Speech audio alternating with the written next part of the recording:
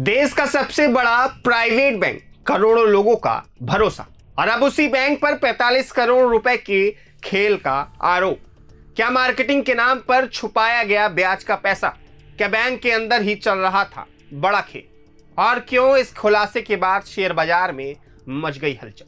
आज की यह खबर सिर्फ एक बैंक की नहीं, बल्कि भरोसे और सिस्टम पर उठते हुए सवालों की कहानी।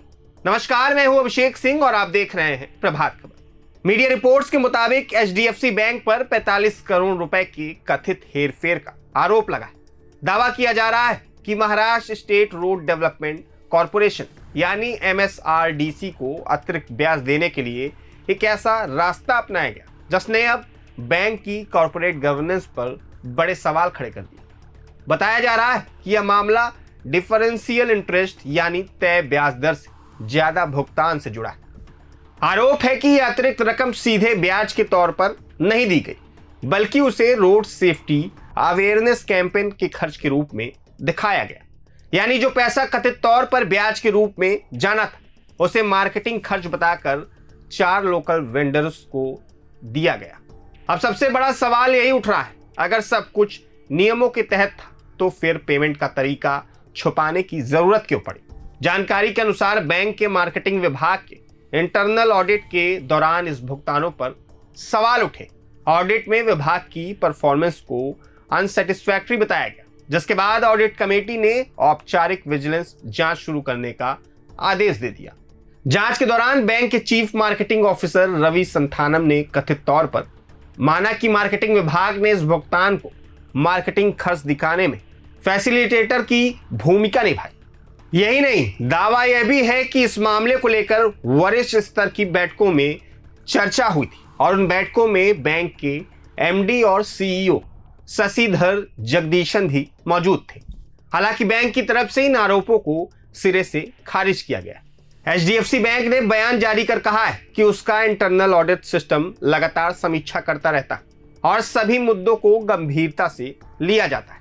बैंक ने यह भी कहा कि उसकी वित्तीय और जोखिम प्रबंधन प्रणाली मजबूत है और वह कॉरपोरेट गवर्नेंस तथा रेगुलेटरी कंप्लायंस के लिए पूरी तरह प्रतिबद्ध है।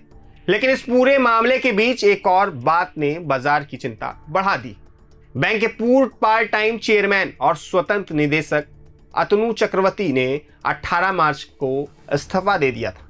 अपने इस्तीफे में उन्होंने लिखा था कि पिछले 2 वर्षों में बैंक के अंदर कुछ ऐसे घटनाक्रम और कार्यप्रणालियां देखने को मिली जो उनके व्यक्तिगत मूल्य और नैतिक सिद्धांतों के अनुरूप नहीं थी। अब इस बयान को भी लोग इसी पूरे विवाद से जोड़कर देख रहे हैं।